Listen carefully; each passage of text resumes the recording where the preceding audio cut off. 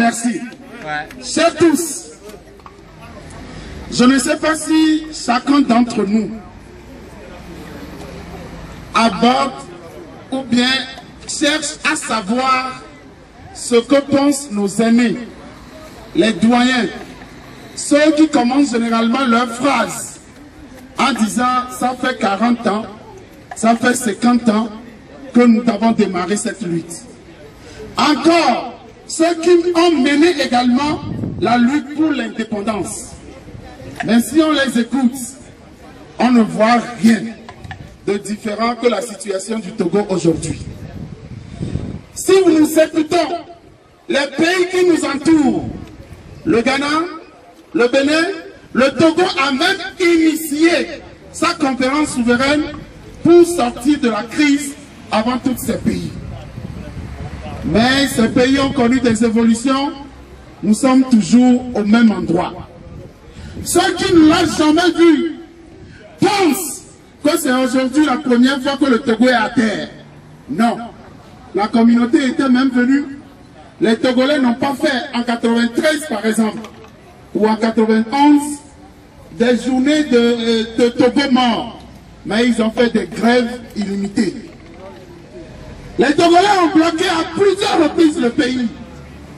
Mais nous sommes toujours là où nous sommes. Chers amis, qu'est-ce qui a changé aujourd'hui? C'est parce que depuis le 19 août dernier, nous ne nous posons pas la question de savoir est-ce que Faure va partir. Mais nous disons Faure dégage. Parce que depuis qu'on a commencé, on a donné l'exemple de la personne qui va draguer une femme. Quand tu vois la femme et que tu te poses des questions, est-ce que cette femme va accepter mes avances et que tu n'es pas sûr de toi-même, une fois que tu l'abordes et que la femme veut manifester sa féminité, tu dis, ah, moi-même je sais que ça n'allait pas marcher. Mais depuis le 19 août, on ne se pose pas de questions. Est-ce que le régime va tomber ou pas? Mais il faut que le régime tombe. Et le régime va tomber. Oui. Chers amis, à un moment donné, si nous regardons bien, que ce soit au Rwanda, que ce soit en Afrique du Sud, que ce soit même au Ghana, au Burkina, partout, même au Sénégal, quand le pays, le régime va tomber, va changer, le pays a toujours besoin de sa diaspora. Quel est le rôle que la diaspora togolaise joue? Si nous écoutons cette diaspora, ah, nous avons cotisé, on a tellement cotisé. D'autres vous diront, la lutte a besoin d'argent. Non, la lutte a besoin plus que de l'argent. Qu'est-ce que nous faisons pour consolider cette diaspora? Nous-mêmes, nous œuvrons tous les jours, de par ce que nous relayons, de par notre langue, de par nos manières d'agir, à diviser encore plus cette diaspora. Je vais encore le répéter. Le Togo a besoin de sa diaspora. Nous sommes 2 millions de personnes, mais le Togo n'a pas besoin de 2 millions de personnes dans cette diaspora. Toi qui as fait le déplacement aujourd'hui, ma question est de savoir, ce n'est pas seulement un couronnement.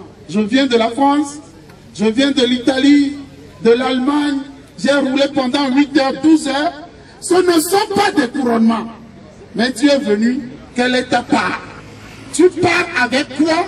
Et quand tu retournes, qu'est-ce que tu fais là-bas?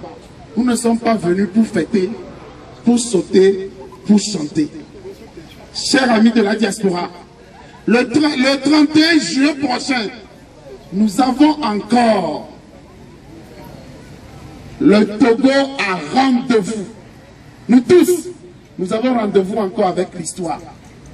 Je m'en fous de la feuille de route de la communauté internationale. Ma question que je me pose, après le 31 juillet, qu'est-ce que toi tu vas faire? Quel projet toi tu as? Dans votre association, qu'est-ce que vous projetez pour le départ de Faure Gnassingbé? Si tu n'as pas de réponse à ma question, c'est que tu n'as pas encore commencé la lutte. Quel est le plan? Quel est le projet? Si le projet c'est seulement de soutenir la lutte financièrement, alors là tu nous retardes au lieu de faire avancer cette lutte. Qu'est-ce que nous voulons? Parce que même pour la diaspora, pour aller, nous disons que les partis politiques, quand tout à l'heure nos prédécesseurs passent de la C14, le pouvoir par les partis politiques ne se prend pas dans la rue mais dans les urnes. Nous, étant le peuple, nous ne voulons pas le prendre dans les urnes, mais nous avons dit et démontré que Faure Gnassingbé a échoué. Sa bande n'aime pas le Togo parce qu'il pille le Togo au détriment des autres. Quelle est ta rage? Nous ne voulons pas aller à cette élection tout simplement parce qu'ils n'ont jamais gagné et qu'ils ont toujours volé. Nous savons toutes ces choses et même nous appelons encore les partis politiques. Chers amis, pour terminer, ici sur la place des Nations Unies, Faure Gnassingbé partira, mais il partira seulement par la société civile. Avant d'être un parti politique, tu as été un citoyen. Tu es un citoyen. On l'avait dit, un de nos prédécesseurs, M. Nabouja l'a dit tout à l'heure, nous allons d'abord faire le ménage et les partis politiques reviendront après. Est-ce que tu te prépares pour faire le ménage? Chers amis, pour conclure, le ménage serait fait après le 31 juillet. Est-ce que tu souhaites que ton nom soit inscrit dans ces pages d'or? Si oui, alors là, il faut changer d'abord tes mentalités et nous allons ensemble aborder cette lutte pour la victoire finale. Je nous remercie.